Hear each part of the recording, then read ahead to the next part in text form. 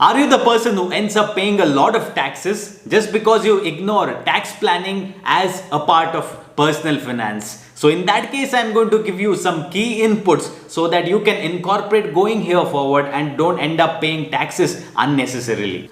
Hi, I am CA Pritesh Burton, and in this video, we are going to talk about the basics of income tax, the old tax regime versus the new tax regime, the various deductions and allowances that you can utilize in such an effective manner so that you can plan your taxes and reduce your tax burden. Most of us plan our taxes only when it is too late, that is after the due date is over, or when the ITR due date is nearing, or when the due date for making the investments under the Income Tax Act is already over, which is not the right thing to do. Planning your taxes well in advance is the key to the right financial planning.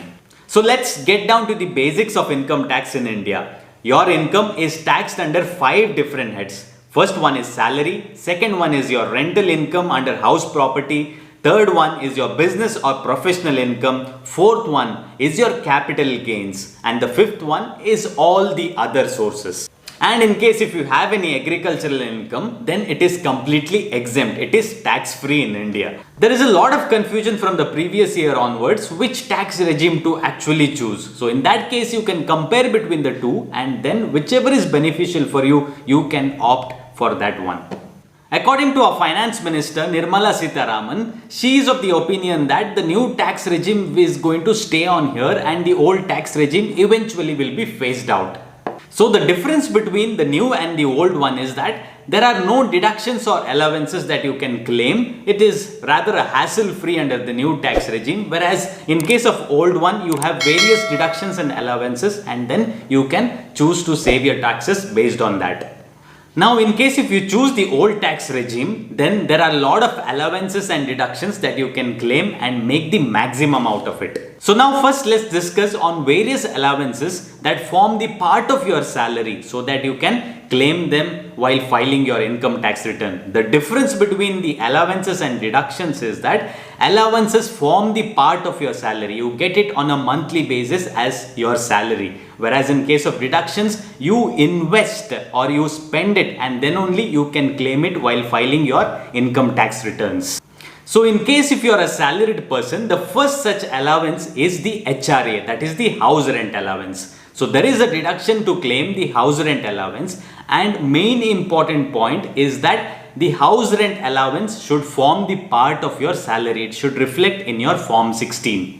The entire amount of HRA is not allowed under the Income Tax Act, but there is a certain limit for it. It is the least of the following. The first one is the actual HRA received. The second one is 40% or 50% of your salary, that is basic plus dearness allowance, depends on the metro or the non-metro city. And the third one is the actual rent that you have paid minus 10% of your salary, that is again basic and dearness allowance. The least of the following is allowed under the Income Tax Act. So always make sure that you talk to your HR so that you include the HRA as part of your salary so that you can get better tax benefits. In case if you do not receive the HRA as part of your salary, there is another option, that is Section 80GG. It is a deduction and not an allowance. In order to claim the deduction under 80GG, you, your spouse or your minor child cannot own a residential house property at a place where you are actually paying the rent. And in case if you are owning a house property somewhere else, then you cannot be having rent received from that particular property. So in this case, you can claim deduction only under 80GG or HRA and not both. The next big allowance is the leave travel allowance. In case if you're traveling with your family anywhere in India, then you can claim this allowance, but it should form the part of your salary. It can be claimed only twice in a block period of 4 years. Now for this is year 22 to 26. Then there are many allowances, but they are petty allowances like children allowance, uniform allowance and various other allowances, but those are very small amounts which does not actually make a lot of difference. And in case if you receive any reimbursement for the expenses that you have incurred from your employer, whether it is telephone or whether it is car, then it is not included in your total income.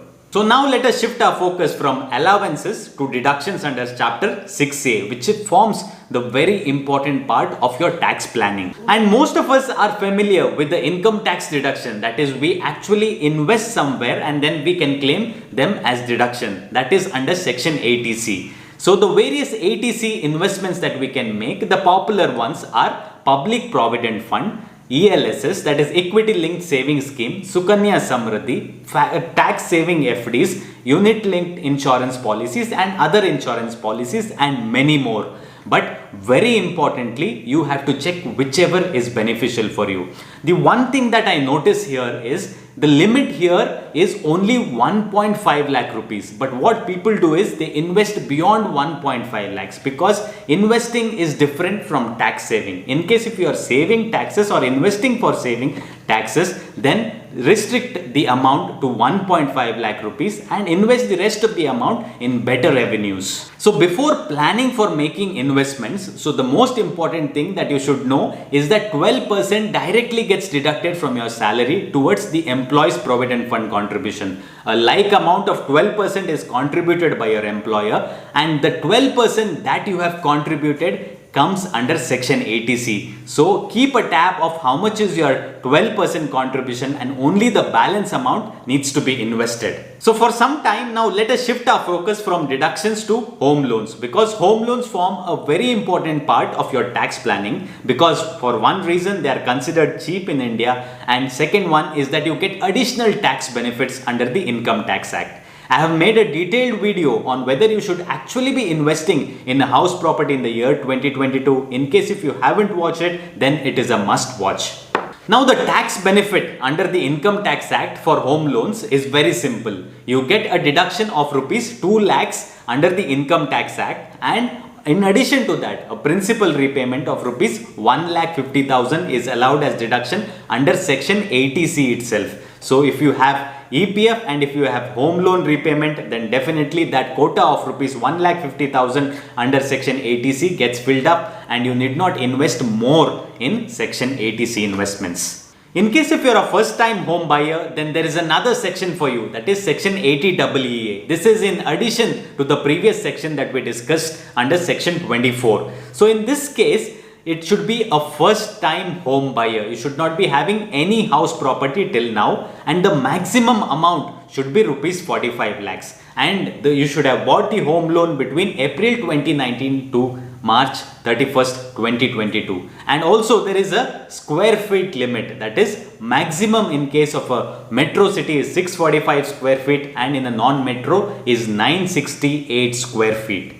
So here under this section, you can claim deduction only to the extent of rupees 1.5 lakhs interest and not on the principal amount. This is in addition to the 2 lakhs limit under section 24. So first exhaust the 2 lakh limit and then you can claim additional deduction for home loan interest under section 80EE. So in case if you are planning to buy a house property and then avail a home loan for income tax purpose, then it is always better to have a joint ownership. So both of them can claim deduction under the Income Tax Act based on the percentage of your ownership. And also if you have a female as a co-applicant, then the interest rates for home loans are little bit lesser. So do have a check and then plan your home loans accordingly. Now once you exhaust the 1.5 lakh limit under section 80C, there is another interesting section which is section 80CCD subsection 1B, that is in case of NPS, National Pension Scheme, because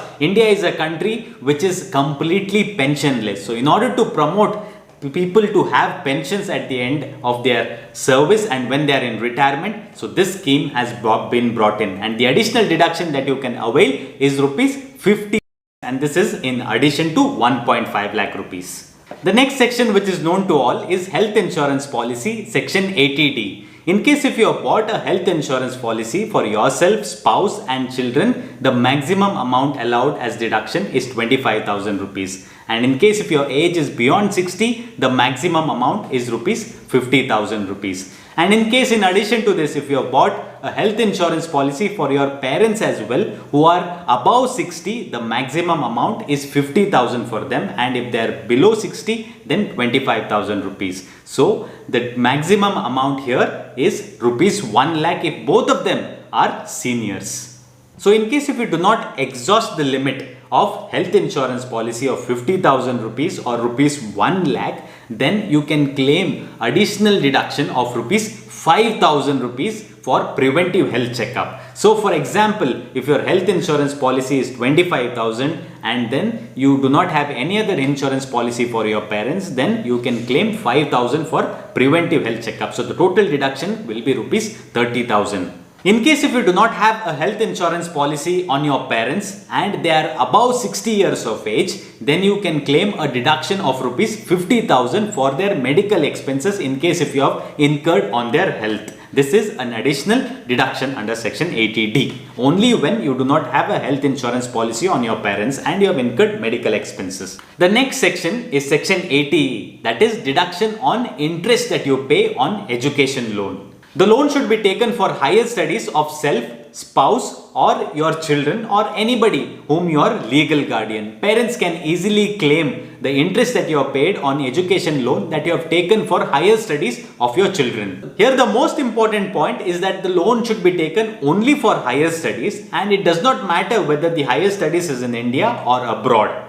The maximum deduction that is allowed is to the total interest that forms the part of your EMI that is paid during the previous financial year, and there is no limit. In case if you have paid 2 lakhs interest in the previous year, the entire amount can be claimed as deduction under section 80E. The next section that we are going to talk about is section 80G. In case if you have paid any donation to a charitable institution registered under section 12A, then only you can claim as deduction, provided that the amount that you have paid should not be in cash. If it is in excess of rupees 2,000, then only you can claim it as deduction. The various donations specified in section 80G are eligible for a deduction up to 100% or 50% based on restrictions. So again, it depends on which institution you are giving and whether it is registered under section 12A to qualify as deduction under section 80G. The next section is section 80GGC. In case if you have donated any amount to a political party which is not in cash,